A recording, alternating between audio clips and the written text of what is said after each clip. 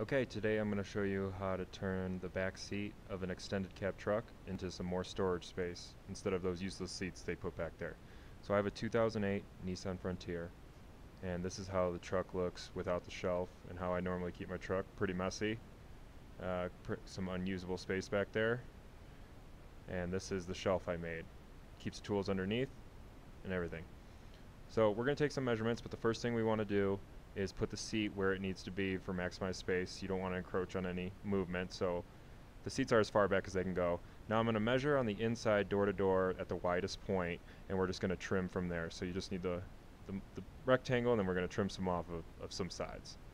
So we measure across door to door, and from the back of the rear seats to as far as it can go forward, basically to that center console there.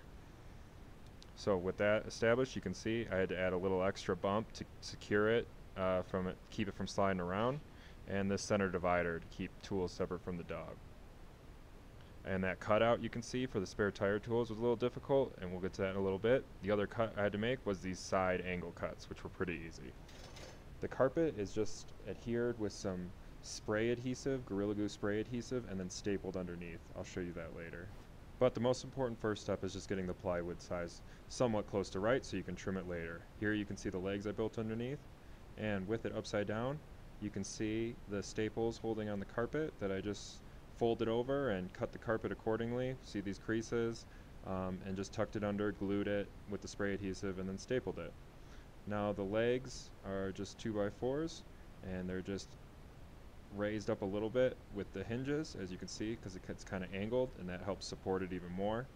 I found that really important, otherwise the hinges wanted to just tip over and collapse on itself. This is just a solid 2x4, just measured and fit to length. I had to cut it a couple times because I cut it too short, and it's attached to the bump stop that kind of pushes against the center console, and the other side too with the hinges. You might want to go with a more heavy duty hinge, but these are working for the time being. I also have a little bit of Velcro underneath just to help it kind of lock in. They don't do much, but it does keep it kind of sliding around and tipping over. So with these hinges, like I said, the most important thing is just getting that first plywood piece cut right, and then you can kind of trim out the side angles and measure that spare tire tool and kind of just cut that out and take the wood in and out as you kind of go.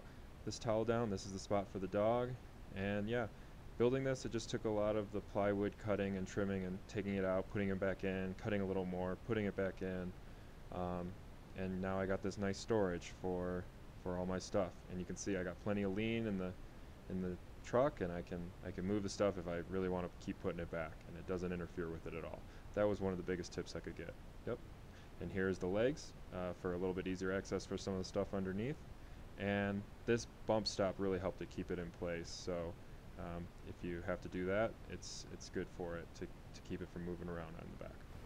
So I got the plywood left over, so that was free. The carpet is trunk lining carpet, bought off Amazon. I think it was in between 20 and 40 bucks. I had just enough, so be sure to kind of calculate how much carpet you would need to cover the whole piece of plywood, and a little extra to overlap it like I did for that clean look. And the carpet on the legs was just an afterthought, but the outside ones were kind of showing, so I just added that too. Like I said earlier, just get the rectangle cut and then trim off what you need, because you can't put it back on, and it would suck to have to start all over again. But as you can see, that method, there are only a couple cuts to make, and they turned out pretty good, and it fits pretty